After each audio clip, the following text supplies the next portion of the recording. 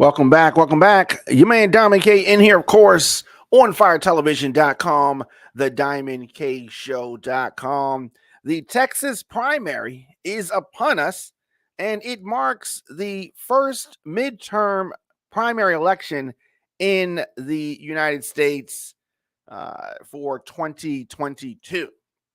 Now, even without a election, presidential election, that is, it is still an important midterm election year. Now, all 435 seats in the U.S. House of Representatives and a third of the Senate seats are up for grabs. Texas is one of 39 states with gubernatorial elections this year, as well as other state offices on the ballot. Now, Bexar County in Texas will elect a new county judge, and that is the top elected official in the county for the first time in 20 years. The positions will ultimately be decided during the general election in November 8th to be exact, but the candidates who make it to November's election will be selected by the voters in today's primary election. Now, when we talk a little bit about primary elections, folks may have questions. Primary election, general election, what's really going on? Now, in Texas, primary elections are actually two separate elections, one for Republicans and one for Democrats. They occur on the same day, March the 1st, today, and Republican and Democratic parties use statewide primary elections to select their respective nominees for the general election, which is in November. So the winner of that faces off with the winners of these individual elections in November 8th of this year. Winners are determined by a majority vote. If no single candidate receives more than 50% of the votes during the primary, the top two candidates will head off in a runoff election in May. The winner would then advance to November's general election. So that's something that happens often. It happens often, and folks may be confused about that. So what is important to understand is that the winner is determined by the majority vote. Winner is determined by the majority vote. So you have these runoff elections when nobody receives more than 50%. So if they're not the majority candidate, then they got to go at it again. So Texas recognizes four political parties: the Democratic Party, the Green Party, the Libertarian Party, and the Republican Party. The Green and Libertarian parties nominate candidates by convention, and their candidates will not appear on the primary election ballot. You can find out how to participate in the conventions by visiting the Green Party and Libertarian Party's websites. We're going to have this Texas primary ballot. It's going to include federal, state, and county races. We're going to be talking about that tonight here at On Fire Television and the DiamondKShow.com. Of course, the State of the Union going on. We're going to talk about that as well. All tonight, starting at 8 p.m. Now, I want to talk a little bit about some things to watch in tonight's Texas primary. The midterms, as I said, kick off with tonight's elections. And this is the country's first primary. So is this going to set the tone for what we see later on in the year? Time will tell. Just take a quick break, come back, and talk about some things to watch for tonight.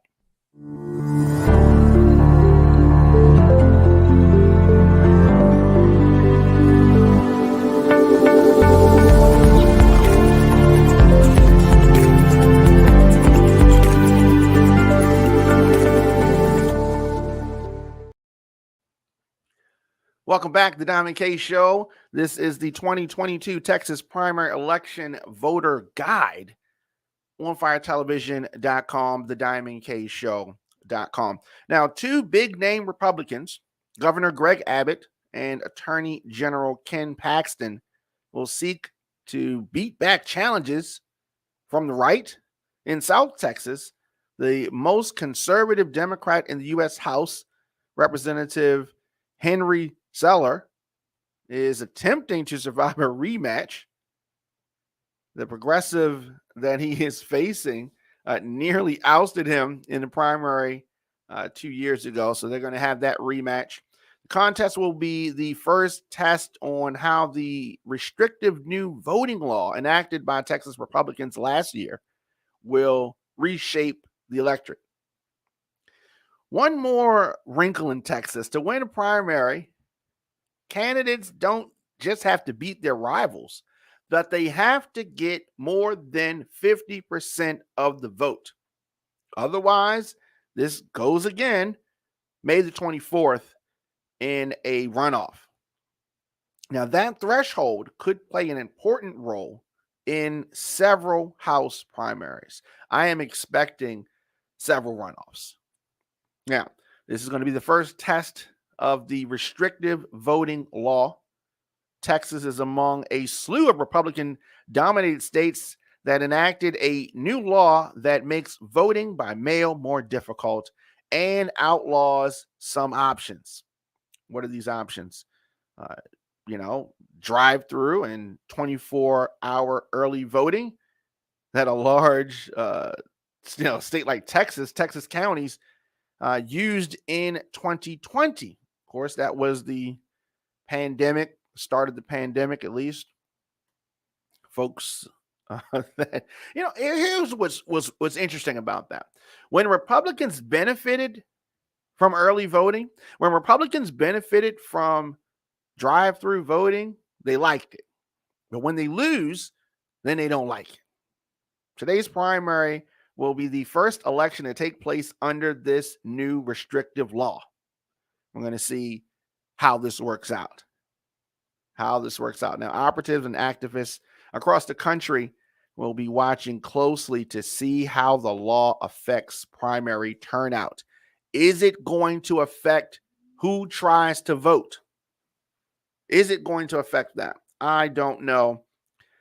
Tonight is going to tell the story. Now, other states with new voting laws include Arizona, Florida, Georgia. They have implemented different restrictions. Many are similar to what Texas is doing. But Texas, you got to tune in. And it's going to be the first run at what could offer a preview of what's to come in those state primaries as well. Another thing that we need to look out for is, can progressives change the narrative in South Texas? Can that happen? We're gonna see that. Progressive heavyweights like Bernie Sanders of Vermont and Alexandria Ocasio-Cortez of New York have made their endorsement. But recent ads and allies focused on the potential legal issues of the progressive candidate in South Texas. So watching that race. Big GOP race might not be settled on Tuesday. That is the one involving Ken Paxton, the two-term incumbent, could be forced into a GOP primary runoff. I don't predict that he's going to win the clear majority tonight, talking about Ken Paxton. We're going to watch that race. And with recent polling showing him falling short of that threshold, the big question in this very expensive race is, which of the three challengers is most likely to advance to the potential one-on-one contest in November. Paxton is Trump's candidate, the Trump-endorsed candidate, let me say that. And he is running under a cloud of ethics concerns, of course. Who else is Trump going to align himself with but somebody who is under a cloud of ethics concerns? So this includes an unresolved 2015 indictment for securities fraud and more recent allegations lodged by a group of his own, now former, top aides that he abused his office. This is the guy, of course, that Trump is going to align with. Paxton has denied any wrongdoing, but his primary opponents have sought to use his existing legal troubles and the possibility of more to come to undermine his bid for a third term. If he does not win the nomination outright, Paxton will face either Land Commissioner George P. Bush, former state Supreme Court Justice Eva Guzman, or Louis Gohmert. All three are well funded with strong political brands across the state. That's a definite race that I am interested to see the outcome of. Now, the heavyweight governor's race is being teed up. Republican Governor Greg Abbott is seeking a third term. And though he faces primary challengers, including Don Huffins, the former state senator, and Alan West, the former Florida congressman and former chairman of the Texas Republican Party, he is the heavy favorite to secure the GOP nomination.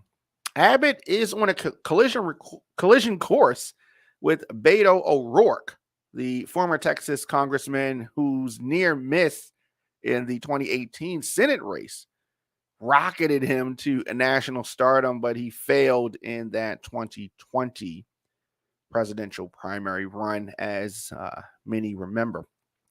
The Texas is a Republican-leaning state, and historical factors suggest that 2022 will be a favorable year for the Republicans. We're going to see. Now, Beto O'Rourke, although says that Abbott's management is to blame for the widespread power outages during the 2021 winter storm in Texas and for the GOP's focus in the state on cultural issues, including the passing of the law that effectively outlawed abortions after about 6 weeks of pregnancy. So there are some House races to watch. And Texas lawmakers redrew the state's congressional districts last year. They effectively turned swing districts into a thing of the past.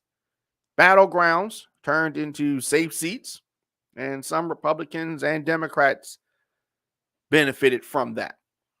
So that has made the primaries the most intense competition for seats in the U.S. House. So we have some Republicans that are facing challengers. Now, they're arguing that they are insufficiently conservative. You're not conservative enough, and you don't support Donald Trump enough. That's some of the arguments that these politicians are having. In the 8th district, where GOP Representative Kevin Brady is retiring, establishment favorite Morgan Luttrell, a former Navy SEAL backed by Kevin McCarthy and the Congressional Leadership Fund Super PAC, faces a very far-right opponent in Kristen Collins, who is supported by Marjorie Taylor Greene. So you already know the mindset there. In 2 open seat races that favor Democrats, 2 leading contenders, former Austin City Congressman Greg Casar in the 35th district, who has been endorsed by Sanders and AOC. Another person that we need to look out for in the state, Representative Jasmine Crockett in the 30th district, are all but certain to lead the pack. But the key question is whether they will cross the 50% threshold to avoid the runoff. Nobody wants to do the runoff, right? Because, you really want to focus on November. So they're hoping to get that 50% of the vote. We're going to be, as I said, talking about that tonight, starting at 8 p.m. Eastern, 7 p.m. Central. State of the Union, we're also going to be talking about this Texas primary.